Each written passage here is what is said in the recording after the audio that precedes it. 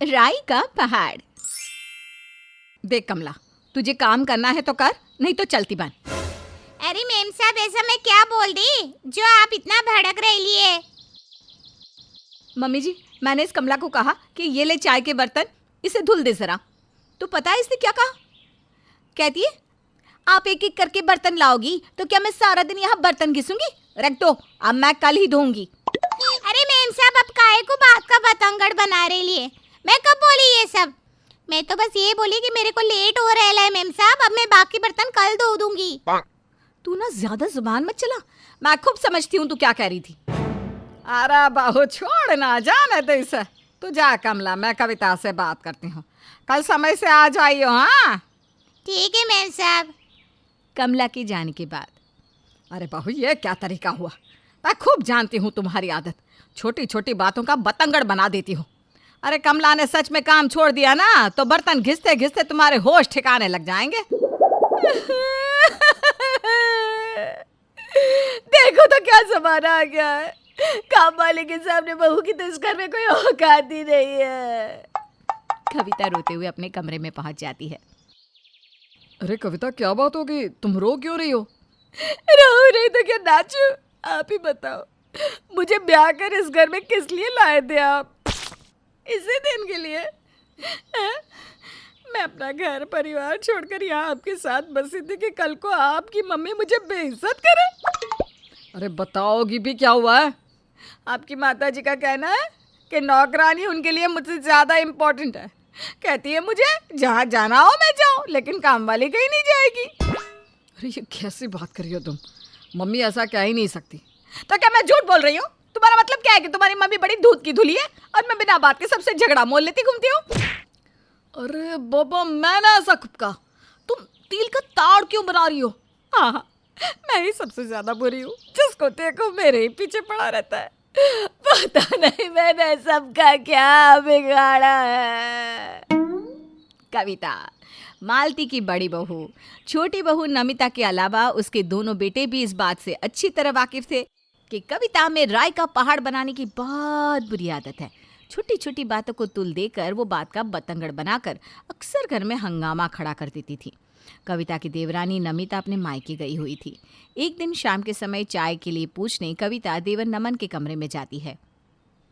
अरे दीपिका, तुम जैसा समझ रही हो वैसी कोई बात नहीं है। अरे नहीं बाबा, नमिता को कुछ पता नहीं चलेगा, तुम चिंता मत करो। जब तक नमिता अपने मायके में है हमें डरने की कोई ज़रूरत नहीं है, हम दोनों बड़े आराम से सब कर सकते हैं। देवर नमन को फोन पर किसी अनजान लड़की से हंस हंस कर बातें करते हुए देख कविता छिपकर उनकी बातें सुनने लगती है। देवर की बातें सुनने के बाद कविता के दिमाग में शक की सुई घूमने लगी थी। अच्छा, तो ये खेल चल रहा है नमिता के पीठ पीछे। ठीक है भाई, नई नई शादी है, अब नई शादी में पति को छोड़कर एक एक महीना मायके में बिताओगी तो पति को तो छूट मिलेगी ही ना यहाँ वहाँ घूमने की। अब गलती की है तो भुगते, मुझे क्या। जब से कविता ने देवर नमन को फोन पर दीपिका नाम की लड़की से बातें करते हुए सुना था, उसका ध्यान अब अक्सर नमन के ऊपर ही रहता। नमन भी अक्सर मुस्कुराते हुए फोन में किसी से चैट करता रहता। 2 दिन बाद नमिता का फोन कविता के पास आता है। भाभी, मैं कल आ रही हूँ, मुझे छोड़ने के लिए मेरे पापा भी साथ में आएंगी। अच्छा, आपको बरेली से कुछ मंगवाना हो तो बता दो, मैं ला दूंगी। नहीं, मुझे कुछ नहीं मंगवाना, आ जाओ तुम आराम से। अगले दिन नमिता अपने पापा के साथ ससुराल आ जाती है। कविता नमिता के पापा के लिए नाश्ता लगाने के बाद उनके साथ बैठकर बातें करने लगती है।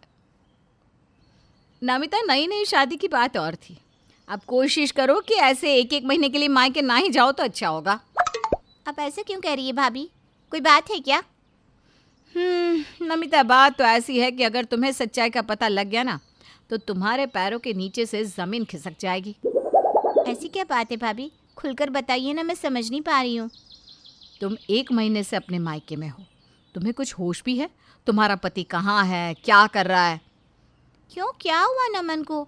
नमन से तो मेरी रोज़ ही बात होती थी, अभी कुछ दिन पहले ही तो बात हुई है, ऑफिस से आते ही होंगे।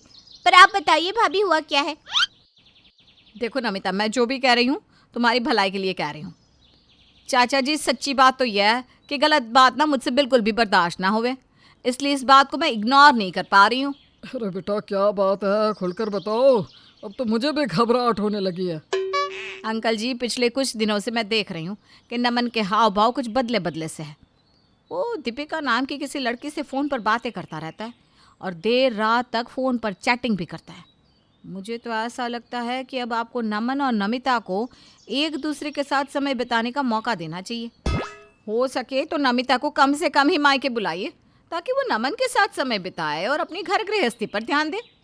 वो सब तो ठीक है बेटा, लेकिन हमें कहाँ पता था कि नमन जी मेरे बेटे के साथ ऐसा करेंगे। नमन जी से हमें ऐसी उम्मीद तो बिल्कुल भी नहीं थी। हमने उन्हें क्या समझा था और वे क्या निकले। कहीं आप इनके ऑफिस में काम करने वाली दीपिका के बारे में तो बात नहीं करी है ना भाभी? उस दीपिका को तो मैं जानती हूँ, नमन ने ही मुझे उससे मिलवाया है। लेकिन दीपिका और नमन के बीच में ऐसा कुछ होगा, मैं कभी सपने में भी नहीं सोच सकती थी। देखो नमिता, मेरा काम था तुम्हें सावधान करना। अब आगे तुम जानो, तुम्हारे पापा जाने। अपने घर गृहस्थी को संभाल सकती हो तो संभाल लो। कविता की बात सुनकर नमिता और उसके पापा के तो होश ही उड़ गए थे। अब तो नमिता को बस नमन के ऑफिस से वापस आने का इंतज़ार था ताकि उसे सारे सवालों के जवाब मिल सके। कुछ देर बाद नमन खुशी खुशी घर में घुसता है। क्या बात है, चेहरे पर बड़ी चमक आ रही है? किसी से मिलकर आ रहे हो क्या? कैसी बात कर रही हो नमिता? अरे 1 महीने बाद तुम अपने मायके से वापस आई हो, मेरे चेहरे पर चमक तो आएगी। ज्यादा झूठा दिखावा करने की जरूरत नहीं है नमन, मुझे सब पता चल गया है। अरे बाबा, ऐसा तुम्हें क्या पता चल गया कि आते ही तुम राशन पानी लेकर मेरे ऊपर चढ़ गई? मुझे तो सब पता ही है। तुम्हारे लिए बेहतर ये होगा कि तुम अपने मुंह से सब कुछ स्वीकार कर लो। अरे बाबा, मुझे पता तो है क्या बात है, तभी तो मैं अपने मुंह से स्वीकार करूंगा। कविता भाभी, इधर आइए। कविता भाभी को क्यों बुला रही हो? ये सब क्या माजरा है, मुझे कुछ समझ में नहीं आ रहा। देखो नमन, मैंने तुम्हारे बारे में सब कुछ सच सच बता दिया है। अब तुम भी अपनी भूल स्वीकार कर लो और नमिता से माफ़ी मांग लो। अरे भाभी, मुझसे भूल हुई है क्या? मुझे पता तो चले कुछ। आखिर ऐसा क्या बता दिया आपने नमिता को? वाह देवर जी वाह, बातों को गोल गोल घुमाने वाले तो मैंने बहुत देखे, लेकिन आपके जैसा भोली शक्ल बनाकर बाहर चक्कर चलाने वाला आदमी पहली बार देख रही हूँ मैं। भाभी, ये क्या कह रही हो? मेरा किसके साथ चक्कर चल रहा है? अच्छा, सच सच बताइए, दीपिका कौन है? अरे दामाद जी, आप हमारी बेटी के साथ इतना बड़ा धोखा करेंगे, ये बात हम कभी सोच भी नहीं सकते थे। हम तो सारी दुनिया में सीना चौड़ा करके घूमते हैं कि हमारे दामाद जैसा किसी का दामाद हो ही नहीं सकता, और एक आप हैं जो इतना बड़ा गुल खिलाए बैठे हैं। अरे पापा जी, आप रुकिए तो, मैंने ऐसा कुछ नहीं किया जैसा आप समझ रहे हैं। मैंने तुम्हारी और दीपिका की सारी बातें सुन ली थी और वो सारी बातें मैंने नमिता को बता दी है। हे भगवान, आपने यही सुना था ना कि मैं दीपिका से कह रहा था कि जब तक नमिता अपने मायके में है हमें डरने की कोई ज़रूरत नहीं है, नमिता को कुछ पता नहीं चलेगा। आपको पता भी है कि हम लोग क्या बात कर रहे थे? नमिता अपने मायके से आज इसीलिए लौट कर आई है क्योंकि 2 दिन बाद हमारी शादी की सालगिरह है। मैं अपनी फ्रेंड दीपिका के साथ मिलकर हमारी शादी की सालगिरह के लिए एक सरप्राइज पार्टी प्लान कर रहा था। मैं और दीपिका पिछले 10-12 दिन से उसी के बारे में बात कर रहे हैं, बिना कुछ भी जाने समझे। भाभी, आपने बात का बतंगड़ बना दिया, और तो और आपने नमिता के पापा को भी इन सब में शामिल कर लिया। अरे इतना बड़ा राय का पहाड़ बनाने से पहले आपको एक बार मुझसे पूछ तो लेना था। नमिता देखो, तुम ना नमन की बातों में मत आना, ये अभी भी झूठ बोल रहा है। मैंने जो कहा बिल्कुल सच है। अच्छा आप रुकिए, मैं अभी दीपिका को आपके सामने ही फ़ोन करता हूँ। दीपिका, तुम मेरी एनिवर्सरी पार्टी में आ रही हो ना?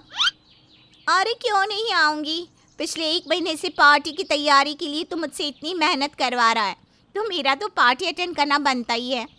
अब किसी को कुछ कहना है या हो गई तसल्ली? मुझे माफ़ कर दो नमन, मैं भाभी की बातों में आ गई थी। अरे कविता बेटा, तिल का ताड़ बनाने से पहले तुम्हें कम से कम एक बार अच्छे से चेक तो कर लेना चाहिए था। आज तुम्हारी वजह से हम भी दामाद जी की नज़रों में गिर गए। मुझे माफ़ कर दो नमन, मुझे क्या पता था कि तुम पार्टी प्लान कर रहे हो। अरे 1000 बार कहा है इस नालायक से कि मुंह खोलने से पहले सोच लिया कर, लेकिन ये तो जब भी मुंह खोलती है आग ही बरसाती है। सॉरी मम्मी जी, आगे से मैं किसी से कुछ भी नहीं कहूँगी। राई का पहाड़ बनाते बनाते बेचारी कविता खुद पहाड़ के नीचे दब गई थी, और उस दिन के बाद कविता की बातों को बढ़ा चढ़ाकर बोलने की आदत भी छूट गई।